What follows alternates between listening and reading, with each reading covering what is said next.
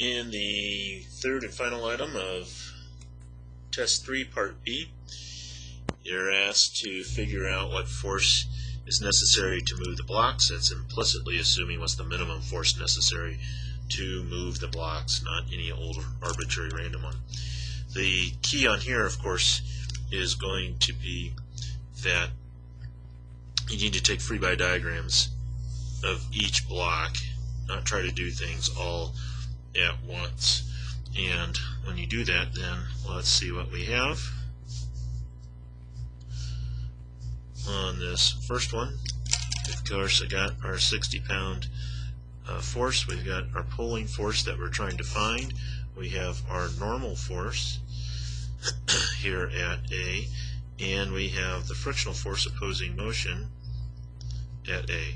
But we also have to cut that cable twice, and so there's 2T sitting on that one.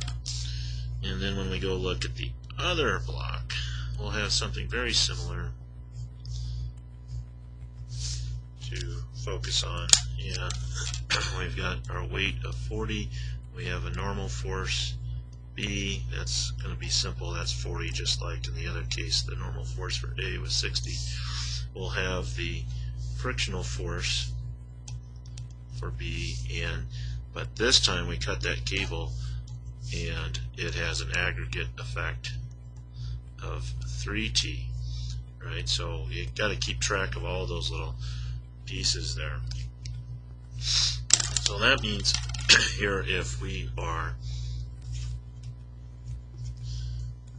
looking at impending motion,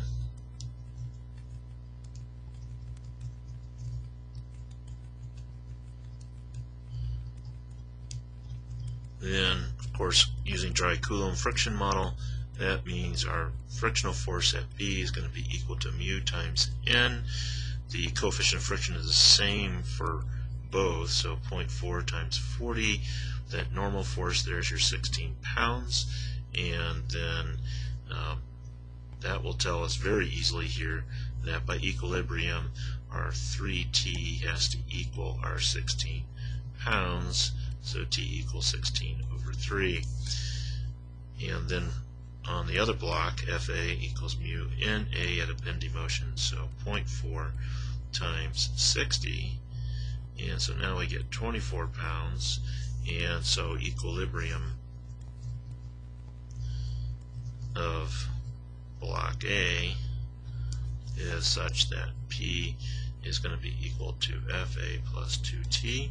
That's equal to 24 plus 2 times 16 over 3, and so that would be 24 plus 32 divided by 3, or 34.67, and our final answer then is that B must be 34.7 pounds